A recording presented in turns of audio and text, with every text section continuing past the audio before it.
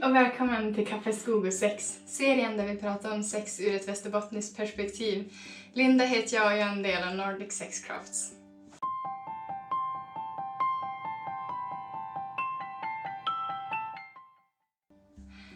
Då var det dags hörni, för det sista avsnittet av Kaffe Skog och Sex. Och det betyder dock inte att vi kommer att sluta göra videos. Absolut inte, utan snarare tvärtom. Vi kommer att satsa hårdare kanske på att göra videos. För att det här var ju faktiskt riktigt roligt. Och jag hoppas att ni också har tyckt det. Jag vill passa på att tacka er alla som har tittat. Och jag uppskattar verkligen att ni har kommenterat och delat. Och hur ni har hjälpt oss. Så verkligen, tack så mycket. Det vi ska prata om idag är ju det här blocket. Det som jag har pratat om hur mycket som helst och det jag har försökt verkligen förmedla genom alla de här videorna. Och det är ju kommunikation. Hur gör du för att prata med din partner om sex? Vilka frågor kan du ställa och hur kan ni kommunicera med varandra? Men också, hur pratar vi om sex i samhället i stort? Hur kan du prata med dina vänner och hur kan vi göra det på ett avslappnat sätt? Så det är det som dagens avsnitt kommer handla om. Jag kommer börja med först att prata om hur du kan diskutera och kommunicera med en partner kring vad du känner och vad du vill. Och sen kommer jag gå djupare in på vad du kan göra med dina vänner. Och sen kommer jag avsluta med att prata om vad du inte bör göra när du pratar om sex. Men till att börja med, och kanske innan du för någon form av konversation med någon, så är det ju bra att konversera med dig själv lite grann och träna själv. Kanske att du börjar sätta namn på olika kroppsdelar och vad heter organen dina? Het fittan din fitta eller heter något annat? Heter en blomma eller joni? Och vad heter klitoris? Heter en del eller heter en pärlan eller heter en traktordäcke? Och vad heter kuken din? Heter den också kuken eller heter den penisen eller heter den slangen eller lämmen? Och heter testiklarna eller pungkulorna dina det, eller heter de kanske något annat som bolla eller blomknoppa eller karta kanske. Att ge sätt ett namn på HDH, vad jag vill att de ska kallas och hur jag bäst kan använda ord för att beskriva vad jag vill. Till exempel så kan det vara en idé att kunna beskriva, men jag tycker att det känns skönt när du suger på mina fittläppar, eller jag tycker det känns bra när du slickar runt ollonen. Istället för, du vet, den där, kan du slicka, du vet, denna nere. Det finns jättemånga sätt som du kan kommunicera med din partner på. Och det lättaste är ju att du har någon form av ord för att beskriva vart de ska. Vid tunga sin eller fingra sin eller vad nu annat de ska dit vid. Så är det ju bra att ha ord på det. Men hur kan du ha en sån här konversation med någon? Och om du ska träffa, eller om du har träffat en partner som du kanske inte... jag ska inte till att ligga på sekunden, utan jag ska ändå, jag kanske prata om sex eller att jag sitter på en bar och funderar om jag känner kompatibla med varandra. Då kan ju ett sätt att kanske flirta, men också ett sätt att öppna en konversation vara att du ställer de här 3 frågorna. Och första är, vilken typ av sex tycker du är överskattad? Vilken typ av sex tycker du är underskattad? Och tredje, vilken typ av sex tycker du är helt perfekt skattad? Till exempel, jag tycker att analsex det är jäkligt underskattat.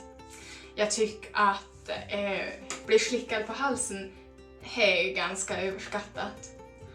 Och jag tycker att bli slickad under tårna mina, det är helt perfekt skattat.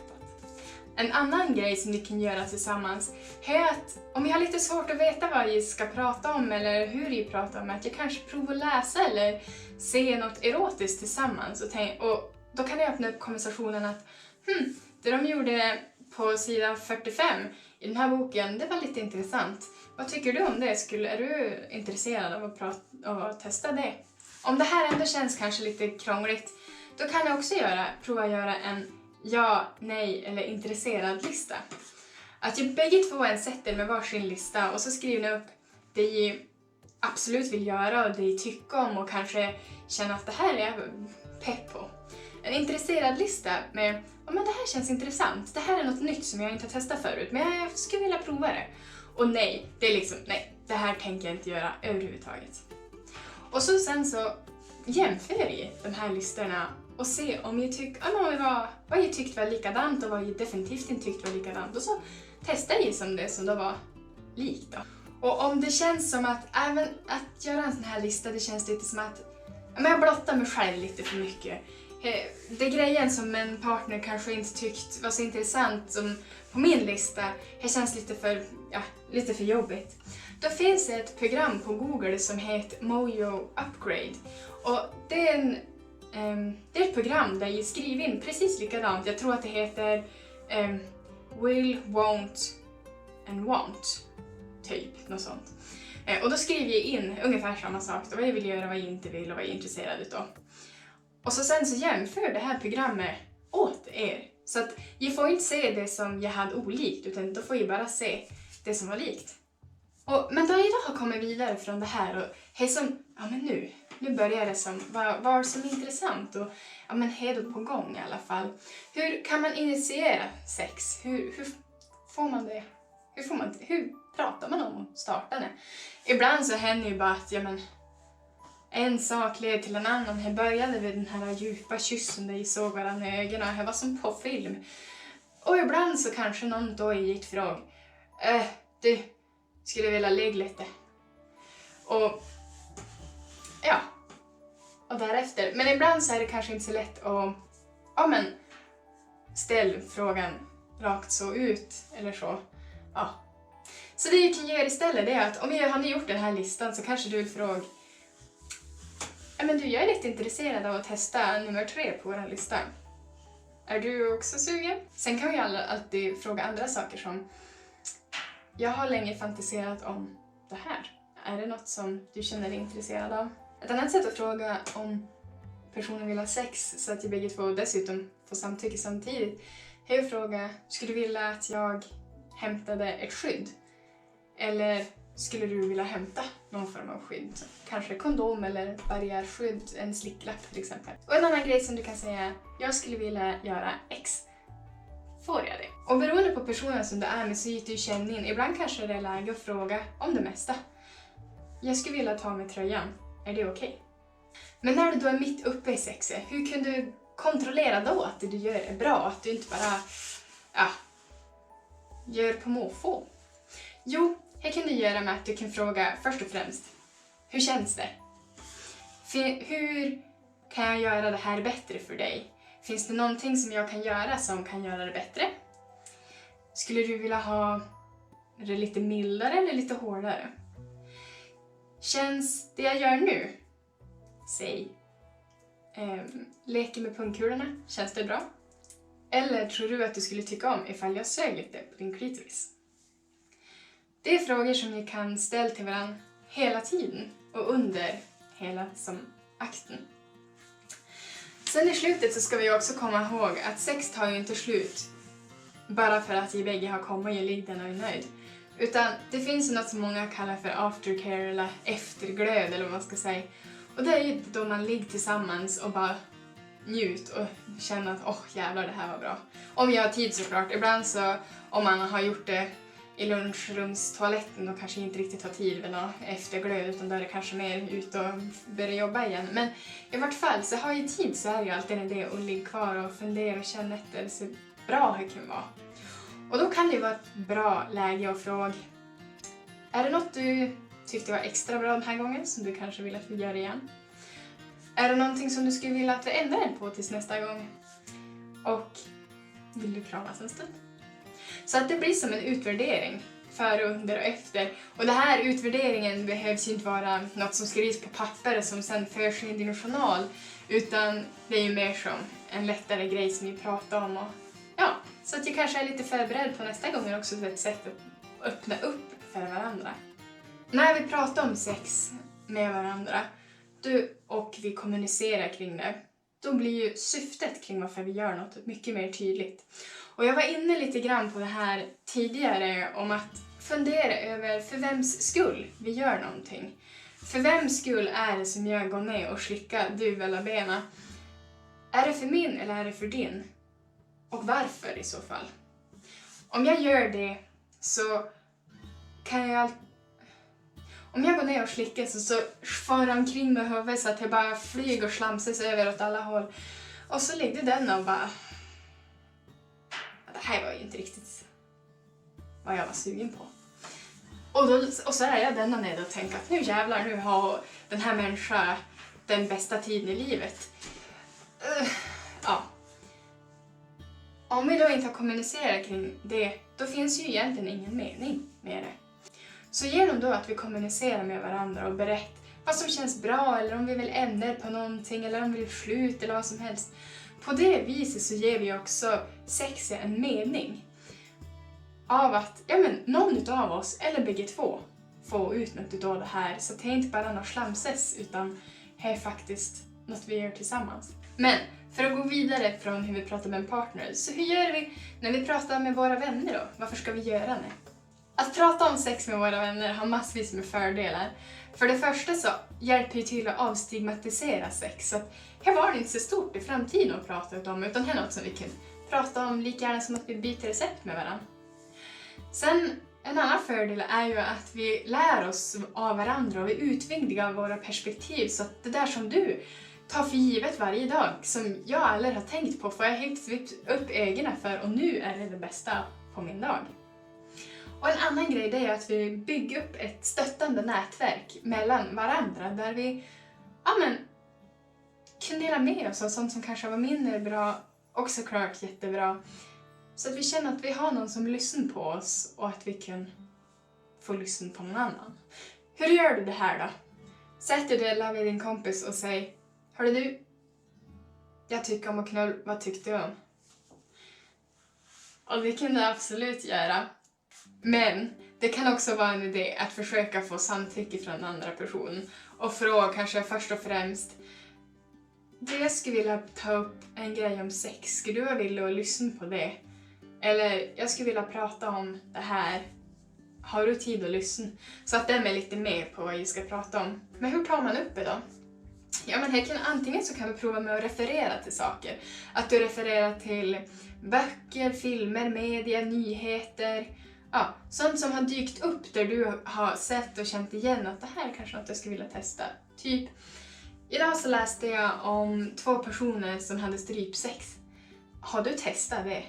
Eller, jag såg en reklam om den här sexleksaken. Är det något som du har testat på förut? Ja. Eller kanske att du försöker lyfta någon erfarenhet. Typ, ja men har du någon gång varit med om att när du har sex så har du fått ett skrattanfall? Eller, ja men har du någon gång varit med att när du har sex så har du börjat gråta? Och hur var det? Och varför gjorde du det? Det som dock är viktigt är ju såklart att du respekterar den andra personens gränser och att du inte går över någon och trampar på det, utan att du är lite lyhörd och så får vi prata med varandra och diskutera och utbyta erfarenheter och lärdomar. Men hur pratar man inte om sex? Och det här, när vi pratar om det här så kommer jag utgå ifrån 4 kriterier. Och den första är kritik. Ge inte kritik som i att när du är ganska dålig på att slicka eller du är ganska dålig på att suga. Utan säg istället: för mig skulle det nog kännas bättre om du var lite mer till vänster. Eller för mig skulle det nog kännas bättre om du tog det lite långsammare när du stryker på mina bröst. Eller för mig skulle det nog kännas bättre om du inte slickade på örat utan mer bara andades på det. Nästa är förakt. Alltså att behandla som den konversation som ni har eller den typen av förslag som personen ger är någonting som är under dig. Att du beter dig nedlåtande mot den här personen. Att nej, det här är inget problem. Eller ja, synd. Eller ja, bete sig som att det här är ett icke-problem. Nästa grej är att gå i försvar. Och det kan jag förstå är svårt om du får kritik. Men om du inte får kritik utan personen berättar: det här är vad jag känner. Att då gå i försvarsställning och säga: ja men då är det väl mitt fel då. Eller, ja men jag duger inte. Eller duger inte vår relation. Eller duger inte sex vi har. Eller varför måste vi ändra någonting som redan är bra?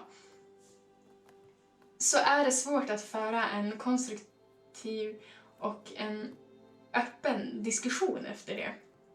Utan försök istället att se varifrån den andra personen kommer. Om det är så att personen föreslår att den vill testa någonting nytt i er relation, så handlar det kanske hellre om att personen vill utvecklas snarare än att det ni gjort hittills har varit dåligt. Och det sista kriteriet är att du möts av en vägg. Att vara en vägg eller stonewalling. Att när en person försöker ta upp någonting om ert sexliv, att den blir ignorerad. Att du låtsas inte om det, eller att du ställer upp och går. Att nej, det här är inte värt min tid. Det är lite så här inne på förakt, men ja, att det bara sätts ner direkt, skjuts ner i backen och blir ingenting. Och det kommer inte föra situationen framåt något överhuvudtaget. Det kommer inte göra det lättare i framtiden för personen att ta upp någonting sexuellt överhuvudtaget, utan det kommer bara att göra det krångligare. Sen såklart, så på grund av vissa trauman så kan man stänga ner. Och det är en annan sak. Man kan stänga ner och man kan bli triggad. Och det är en helt annan grej, och det är något som är emotionellt och det är något som man kan behöva jobba på. Men som sagt, det är en annan sak. Att bara ignorera för att det inte det är inte värt din tid är inte så schysst. Ja men hörni, det här var faktiskt nu allt typ.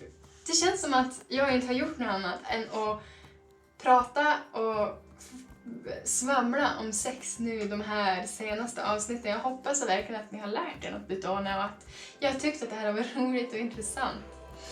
Vi kommer som sagt fortsätta lägga ut videos, kanske med lite förändringar, och vi har mest troligt kommer att börja göra det på engelska för att se hur det går eftersom vi har nu testat på svenska. Eller ja, västerbottniska.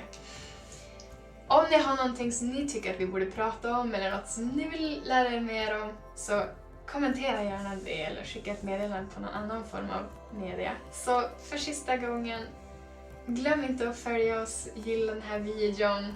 Vi finns både på YouTube här och på Instagram. Tack så mycket till er som har lyssnat, delat, kommenterat och uppmuntrat. Det har varit guld värt. Tills vi ses nästa gång. Ha det!